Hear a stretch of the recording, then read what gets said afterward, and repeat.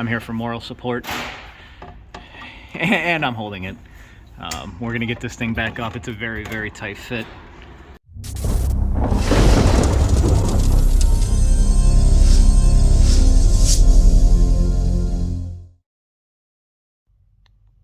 What's going on, everyone? So I want to do a quick intro, kind of doing these so you guys know what's ahead in this video. Once again, it's another video of a bunch of random stuff we have going on in the shop. We just got a WRX towed in, so I'll be doing that, covering that just a little bit. We also have some stuff on Project NSX, which that will be going home soon enough, and that will have its own little video. We got some other stuff I know I want to focus on and cover, ITR. We got some stuff in the past videos, so if you go back to last week, the one Turbo Civic, and I think that's about it. For the people that have messaged me and wanted to see something specific in videos, thank you. I have it written down. I'm covering, I will get to that.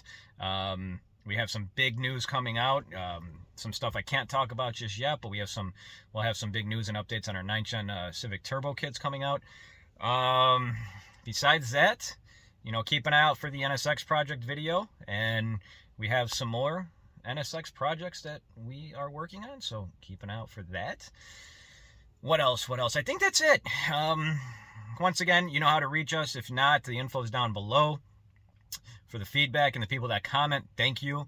It keeps me motivated to keep pushing these out, and hopefully you enjoy this week. I will also add at the very end of this video, there will be a small little teaser clip of the NSX video we got coming up. So keep an eye out. Please like the video, subscribe, and share. Thank you. So we're going back up with the gas tank right now.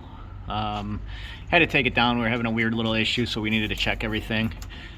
I was here holding this side, but now he's kind of wiggling it, and I'm here for moral support, and I'm holding it.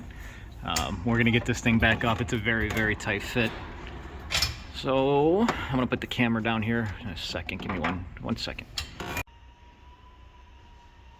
So we got a bunch of stuff going on this week. This is one of the things, and I can't even remember what I was covering on the other stuff, but so this motor is the one that we painted last week. If you missed the video, you can go check it out. This is the old motor. Taking off the clutch and the flywheel, we're gonna swap it over. We're gonna put we're gonna paint the trans first. We got some new hardware for it. We're gonna do all that stuff. You can see that the flywheel is definitely cooked, so we're gonna get that resurfaced. I think somebody might be here, so I'm gonna have to go check on that. What we did notice too, though, not only is give me a second, let me put this guy on the table. So you could see that the clutch has been rubbing now. I mean, we did let the customer know he wants to reuse it. He said a bolt got stuck in there. He said he had the inspection plate off. I personally think it was hitting something, but you know, that's the customer's wishes, so we're gonna do what he wants us to do. I'll be right back. We have this turbo 9th Gen Civic up. We're actually doing, so this is the one, if you go back, I think it was like 2 weeks. It was on the dyno before with a stock intake, and it also didn't have a catch can. So we did, not only did we do the RBC intake, we did bigger injectors, which is gonna allow him to run E85. And then we're gonna put it back on the dyno, and I won't do it in this video because it's going to be a little bit of a work, and it's probably going to get its own little video itself. But what I'm trying to show you guys is, yes, you can make stock power on a stock manifold, but the more parts you have that are going to increase the efficiency, there you go, that's why I have them here. The efficiency, it's a little tired this morning. It's going to be better. We're going to make the same power with less boost, which means we're going to less stress the motor out, which is a positive. And I think you guys are going to be shocked by the difference. The other stuff too that we have coming up, so keep in mind, we're going to have news on our 9th Gen Turbo kit that we're going to be releasing. But this one, as he's doing that too, I'm going to sneak around him. You can see the catch can is mounted, nicely tucked away. Now, We have had people before, because we've done another video where a catch can is like this, where somebody said, well, what if it overflows on the tire? If you have that much blow by, you have some issues, and the motor needs to be rebuilt at that point. So you go back, I think 3 or 4 weeks ago, it was an Integra that we did. After the whole dyno session, we actually drained it out, and there was nothing inside his catch can. So before anyone says, are you worried about it overflowing on the tire? We are not. You can see the little bracket that was made. It is taped right now because when we're moving it around, we don't want to scratch it. And, you know, in a sense too, the battery is going to go right here. We don't have a lot of room for a catch can in these chassis, and it is what it is. So if we had more room in the engine bay where we can mount it, then we definitely would. But a lot of these chassis are getting really crammed up with stuff, so it's out of the way. The other thing we can do is we'll make a little bit of a service hole where he can drain it out himself underneath, because there is a drain. There's the drain. So we'll do that. And I'm going to go on to the next car real quick. So this was, I think this car was featured 2 weeks ago in a video, and I'm trying to make it easy for you guys to go back and see it. But the one thing that we did talk about was the oil line, the return line we wanted to redo. You can see the return line is sloped nicely down now, if my camera wants to focus. When we were doing that, we noticed some of the bolts on the actual housing and how it bolts to the manifold. They were stripped, so we took care of that. And this was the old line. So this was threaded into the turbo, kind of like a fitting you'd find at Home Depot, Menards type deal.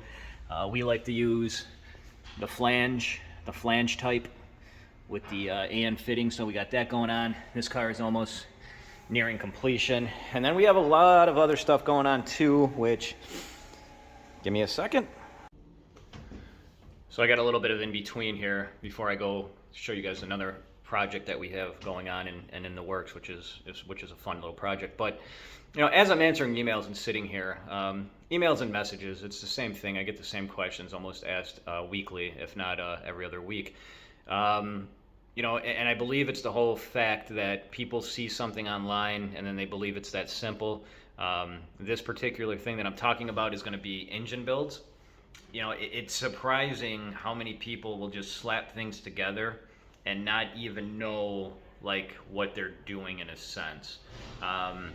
You know, when you build an engine, you should have everything laid out. You should have it blueprinted so you have all your specs. When you tell me you want me to break in a motor that you put together, and you can't tell me something as simple as ring gap clearance, piston in the wall clearance, bearing clearance, and believe it or not, we get this a lot. The response is, oh, I just took everything out of the box and bolted it together. You're not going to have a high success rate when you do that. And all I can say in between these videos and all between these segments is do your research, do your homework. And just because you had a buddy that did the same thing and he got, I'm going to say, lucky and the engine was good, doesn't mean you're going to be good. And, you know, it's one of those things that if you can't provide the simple specs, I don't want to touch the motor, because I don't want to be held accountable, responsible for something happening even though you built the motor. And this goes with the years of experience where we put a car in the dyno and it has no oil pressure or not enough oil pressure to engage VTEC, and we call the customer and say, hey, what were the specs? Well, I don't know, I don't have any specs. Or, you know, when you build a motor, you should have an oil pressure gauge. I don't care how well it was built, you got to monitor oil pressure to see. And, you know, it's doing things blindly. So take your time, be patient, do a lot of reading, and ask questions. We have a bunch of people that come here for parts, and they're attempting to build their first motor. And since they support us, and we want to see people expand their brain and try to take things on themselves, we truly do. We don't have any issues giving suggestions and tips of where you should do certain things or what you should do in that area. You know, keeping in mind, this is 22 years or so in business that I've been doing this. So if this is your first engine build, yeah, you're not going to know the little tips and tricks. And this is also why not only are we doing the dyno tuning classes, we're going to do engine building classes and stuff too. And it's going to start with the very basic, simple stuff, which, you know, piston to wall clearance. Not a lot of people even know what that is. You know, so just a little tidbit I wanted to throw out there as I'm answering emails and messages. And we got this fairly newer Subaru that's having some kind of clutch issue. I say fairly new because there has been some work done to it. There's a random switch that really, I don't know what it's for. So the rule of thumb is if you don't know what it's for, don't hit it. But I just got that. It's like, press me, press me, press me, press me. No, I don't know what it is, but this should be like a routine type job. The clutch is not engaging anymore. He said that he saw some fluid leaking, so we're racking it up right now. We're gonna get it in the air. Gonna make sure we're safe and sound, and then I'll be right back. So we got some fluid leaking. What did you just say? It's underneath the intercooler. Oh. I don't know how much we're gonna see over here. No, I know. I'm just looking for the fluid leak, so we're gonna have to probably take the intercooler off. I could probably stick my camera over there, and he's got his headlight gear on there. Stick your head up there, bro. So you can see it leaking. Oh, I can put on my camera flash. Hold on one second. I don't think I can. Oh, I can turn it on now. Let's see. You guys are going up. Let's see what we can find. Uh-oh. Nope. I'm stuck. I'm maxed out. So we'll get it apart. We'll see what's going on, and we'll be back. And I think I was saying earlier, this is one of the other projects that I want to cover in this video. This is a real Type R. And as far as I know, he has owned it from day one. He's the original owner. If I recall correctly, it had a head gasket issue, and then it sat for a while, and then it showed up here. We're doing a full restoration underneath the hood. So the engine is getting rebuilt, head's getting rebuilt, and we're going to also do the transmission. I did call him out of courtesy just to see if we can feature this car, because it is a Type R, and unless you're really new to the Honda game, well, then you know all about Type Rs and how they get stolen a lot. So I just wanted to make sure, out of respect. The other thing that I will go into, Another thing I wanted to go into real quick too is this car has a little bit of sentimental value to me. We shared a mutual buddy. He was really good friends with the shop, and he was one of those guys that was always behind the scenes here. He loved to like just sweep, help, clean up. He would bring us food.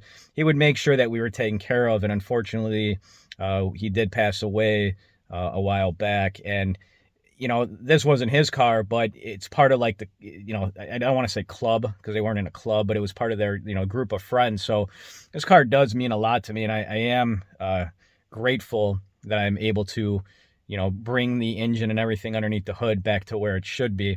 And the main goal with this car that we're aiming for is when you pop the hood, we want it to look 100% like it came from the factory. Like the hood has never been opened, like it was a time capsule. So we do have a lot of stuff right now that we're going to be powder coating. It's going to be basic stuff. But being in the Midwest, we deal with a lot of rust. You know, so there's like even like little brackets. Little brackets were either half black, half rusted. Those we took off. We're going to powder coat it. Anything we thought that we can see or that a normal person would see when you pop the hood. We even took like the rear brackets off.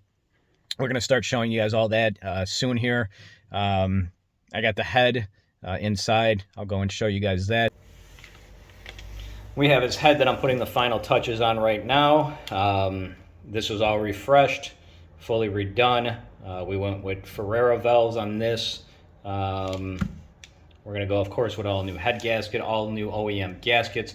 We're trying to keep this thing as original as possible as we can. So if we got any Type R fans, keep an eye out for this one. And I think I want to do a couple other little small clips here in between. So give me 1 second. And as I was saying, my phone told me I was at maximum recording, so I had to free up some space. We powder coated basically anything that you can see. We want this thing to be fresh, and you pop the hood and it looks like it's been, you know, time capsuled, let's just say. So I think that's about it. Trying to think of anything else that I'm forgetting on this. It's going to be a fun project nonetheless. Even if you don't like the Type R's, I don't know why you want it, but just seeing this thing brought back to how it should be. And I was going to say too, if I recall, I'm actually in the back seat, and the reason I'm here is because it's nice and quiet. Everybody is working. I don't know if you can actually hear people around me. Okay. And it's kind of like nice and quiet, but if I recall correctly, his passenger seat is actually gone because he used to transportate his kids in this car in the back, and it was easy getting them in and out. So as far as I know, this was a daily driven car too, before the head gasket went, and then it was put inside his garage. So keep an eye out for this, and this was going to progress, and we'll go from there. I'm going to see what else we have going on, and I think we're almost close to my my time limit that I'd like to be at. So I'll be right back, I'm sure.